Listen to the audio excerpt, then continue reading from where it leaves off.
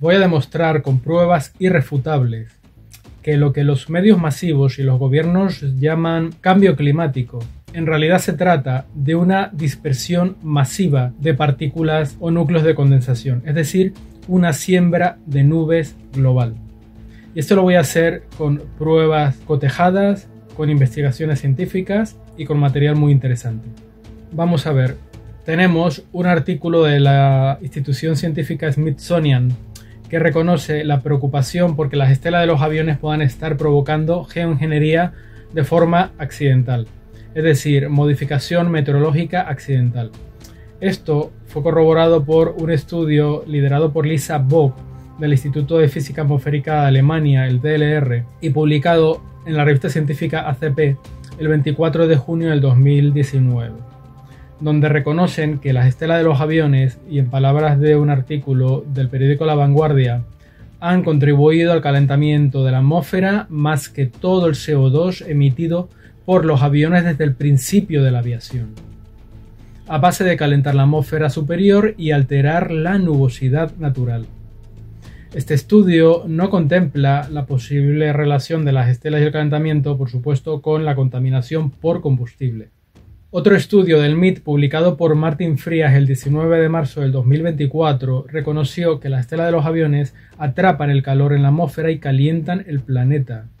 Los investigadores comparan el solapamiento de estelas con una manta que flota sobre la Tierra. No obstante, el estudio achaca el calentamiento a que las cirros antropogénicas formadas por las estelas atrapan el calor mediante el forzamiento radiativo, siendo que el forzamiento radiativo es la diferencia entre la energía solar que entra y la energía infrarroja que sale. Gases de efecto invernadero, aerosoles, nubes o las estelas de los aviones pueden producir un forzamiento radiativo negativo, es decir, reflejar el sol y enfriar, o un forzamiento radiativo positivo, que es atrapar la radiación infrarroja y calentar.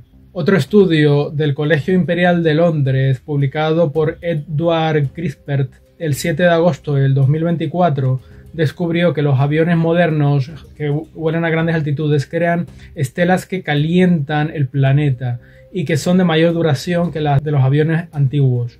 No obstante, tampoco contempla los efectos que el combustible tendría al contaminar la alta cota, generando núcleos de condensación artificiales. Por otro lado, el meteorólogo Julio Marvinson Preney, presentador de Canal Sur y Televisión Española, denunció en una entrevista que los aviones están volando sobre la tropopausa, dejando una contaminación muy preocupante que antes no estaba ahí y que nunca se toma en cuenta a la hora de hablar de un cambio climático que hace responsables a los ciudadanos de a pie. Hay una cosa que, por ejemplo, nadie habla. Los aviones están volando por encima de la tropopausa en algunos sitios y están metiendo contaminación en una zona en donde no la había. Se está viendo unas nubes nuevas en la estratosfera que no la ha habido nunca. ¿Quién es el culpable de esa aviación? ¿Tú has oído algún ecologista que se meta con esto? A ver, la siembra de nubes es una técnica que consiste en aerosolizar las nubes con productos químicos a través de nebulizadores independientes o mediante el uso de un combustible aditivado, como el descrito por ejemplo en la patente Welbach de 1990. Esta patente y otras contienen nanopartículas de aluminio, como el óxido de aluminio, el cual es un secante higroscópico de nubes y generador de núcleos de condensación artificiales. En esta patente puede leerse: una solución propuesta al problema del calentamiento global consiste en sembrar la atmósfera con partículas metálicas. Una técnica propuesta para sembrar dichas partículas fue añadir diminutas partículas al combustible de los aviones comerciales, de manera que fueran emitidas por los gases de escape del motor a reacción mientras el avión volaba a su altitud de crucero. En la actualidad tenemos un combustible conocido como combustible de aviación sostenible o SAF, que supuestamente contamina menos y cuyo uso se ha hecho obligatorio en 2025 mediante el reglamento Refuel EU. En España este combustible es fabricado por empresas como Repsol y Cepsa, siendo que la empresa que se ocupa de su manipulación, mezcla y distribución es Exolum a través de su plataforma Avicor. Por supuesto, ninguna de estas empresas reconoce estar utilizando combustibles aditivados con patentes basadas en sales u óxidos de aluminio. ¿Y qué ocurre? Los análisis hechos por nosotros en el agua de lluvia dieron como resultado unos niveles de aluminio 28 veces superior a los límites normales, es decir, 5.590 nanogramos por litro, cuando el límite aplicable es de 200 nanogramos por litro.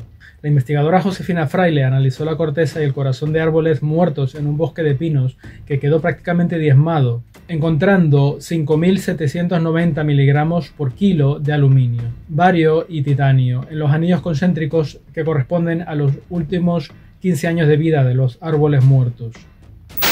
Prácticamente todos los días vemos en las estelas de los aviones una especie de explosiones reactivas o faldones invertidos hacia abajo. El oficialismo nos contesta que solo se trata de un fenómeno conocido como inestabilidad de Kelvin-Helmholtz y que aparece cuando hay capas de aire con diferencias de velocidad formando olas en las nubes. Sin embargo, esa explicación es bastante estúpida, porque la inestabilidad de Kelvin-Helmholtz es un fenómeno raro y difícil de fotografiar, mientras que los faldones en las estelas de los aviones los fotografiamos prácticamente a diario y por todas partes. Además, la inestabilidad de Kelvin-Helmholtz se ve sobre las nubes, mientras que los faldones de las estelas se ven como caídas de masa hacia abajo. Aparte, y ya para rematar, vemos estas estelas con faldones hacia abajo atravesar o rodear nubes de algodón, por lo que la excusa de una cizalladura por acción de capas de aire con diferente velocidad es absurda. Si analizamos estas estelas con lógica, vemos que estos faldones o explosiones tan rítmicas, tan equidistantes unas de otras, quizás tengan que ver con la rotación del motor en condiciones atmosféricas concretas. No obstante, y siendo que se ven prácticamente a diario y en todas partes y con toda condición atmosférica, tiendo más a pensar que tal vez sea un fenómeno relacionado con la densidad o la reactividad de algún aditivo en el combustible, porque tengo muy claro que el combustible está aditivado y además con mala voluntad. En cualquier caso, si creen que me voy a tragar que esto es lo mismo que esto, lo llevan claro. Ya no somos tan ingenuos. El agua y el hielo tienen un índice de refracción de 1333 y 1309 respectivamente y producen arcoíris con un radio angular de 42 grados centrados en el punto antisolar. Pero en los últimos años un fenómeno que antes era raro se ha vuelto común: un halo de 22 grados que rodea completamente el Sol. Algunos argumentan que estos halos o parhelios de Sol, que antes eran increíblemente raros y hoy muy comunes, están formados por cristales de hielo, pero nada puede cambiar el índice de refracción del agua y del hielo, que forman halos abiertos de 42 grados, que es básicamente lo que vemos en un arco iris. No obstante, los halos solares de 22 grados cerrados de origen natural solo se forman con la presencia de nubes cirrosas en la alta atmósfera, que a su vez estén compuestas por cristales de hielo hexagonales. Otros tipos de cristales de hielo pueden formar otros fenómenos ópticos, pero no a los de 22 grados.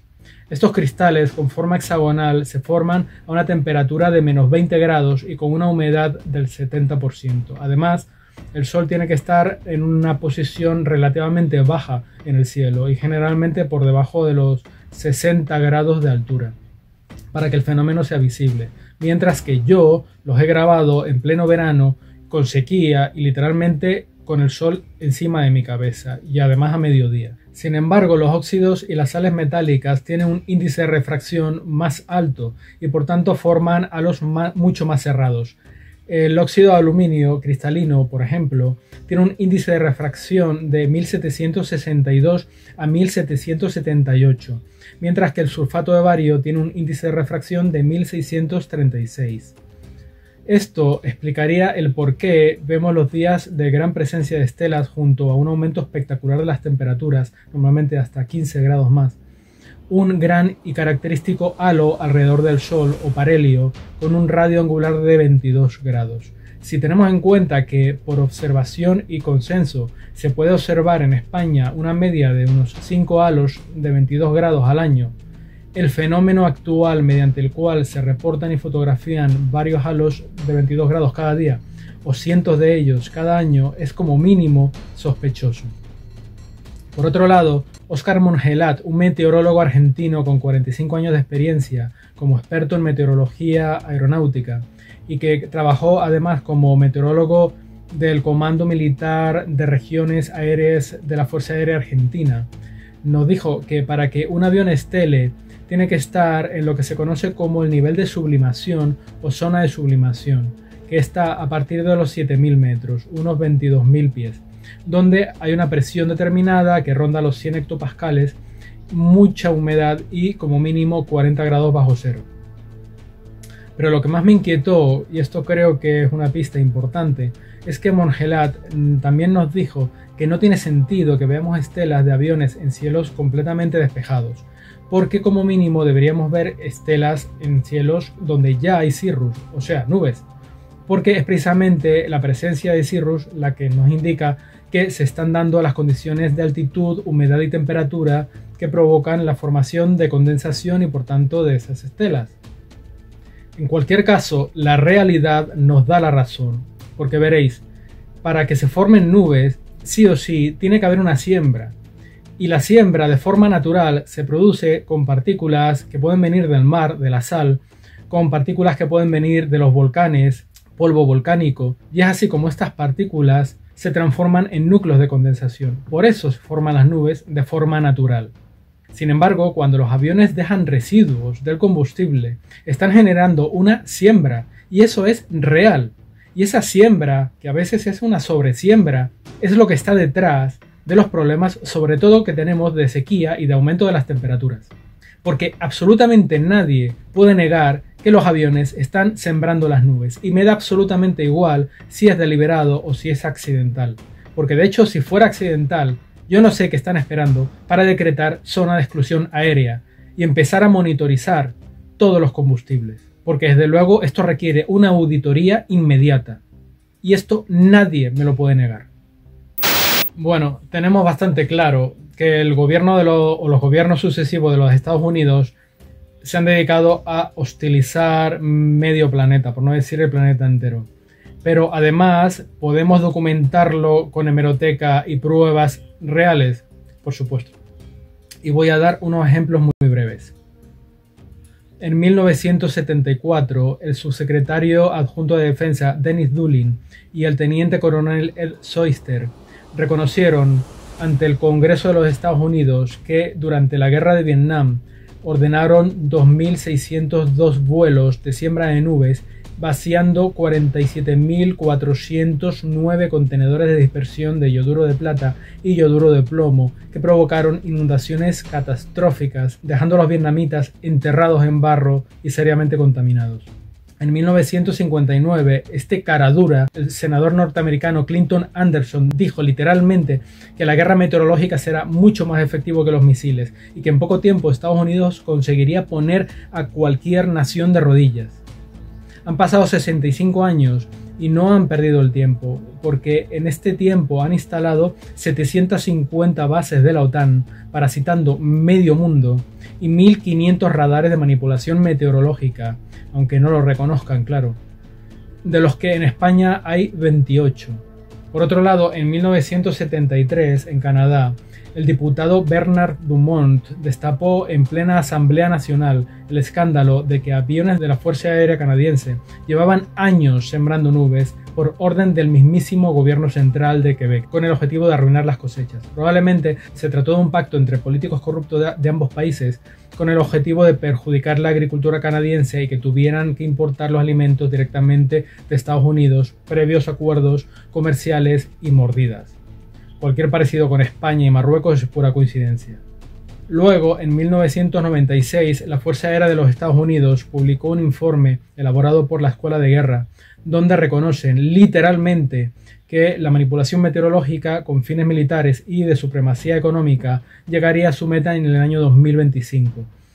El informe dice literalmente que los ataques meteorológicos se utilizarán como arma de guerra invisible, por lo que continuos desastres meteorológicos serán justificados ante el gran público como algo de origen natural. En los Estados Unidos, la modificación del tiempo formará parte de la política de seguridad nacional, con aplicaciones domésticas e internacionales. Nuestro gobierno perseguirá esa política a varios niveles, en función de sus intereses. Estos niveles incluirían acciones unilaterales, participación en un marco de seguridad como la OTAN, en el marco de afiliación a organismos internacionales como la ONU o actuando en coalición. Considerando que en 2025 nuestra Estrategia Nacional de Seguridad incluirá la modificación del tiempo, su utilización en la Estrategia Militar Nacional será algo natural. Una de las mayores ventajas de usar un clima simulado para lograr un determinado efecto es que, contrariamente a otros enfoques, este hace que lo que se podría considerar resultado de acciones deliberadas aparezca como consecuencia de fenómenos naturales. Además, es relativamente barato de hacer. De acuerdo con Storrs Hall, los costes de producción de estas nanopartículas podría ser el mismo que para medio kilo de patatas. Esto no incluye, evidentemente, los costes de investigación y desarrollo, que serán asumidos por el sector privado y que serán amortizados para 2025 o quizás antes. Por último, el senador James Pearson ordenó en 1978 un informe exhaustivo al Servicio de Investigación del Congreso, que fue titulado Modificación del tiempo, programas, problemas, políticas y potencial. En este informe salió a la luz el escándalo denunciado por la Tri-State al denunciar que la manipulación meteorológica clandestina hecha por el Estado durante al menos 18 años fue responsable de una auténtica masacre de civiles y de una tragedia medioambiental sin precedentes. La siembra de nubes ha sido responsable de la gran sequía de 5 años en el noreste de los Estados Unidos. Secciones aisladas del noreste han experimentado 18 años de sequía debido a la siembra de nubes. La inestabilidad atmosférica en el Atlántico Sur ha sido eliminada, reduciendo con ello la lluvia de la costa este hasta en un 30%, una lluvia necesaria para que la agricultura tenga éxito. El agricultor y ganadero promedio de la costa este y que vive en el área de siembra de nubes ha promediado una pérdida financiera neta debido a la siembra de nubes.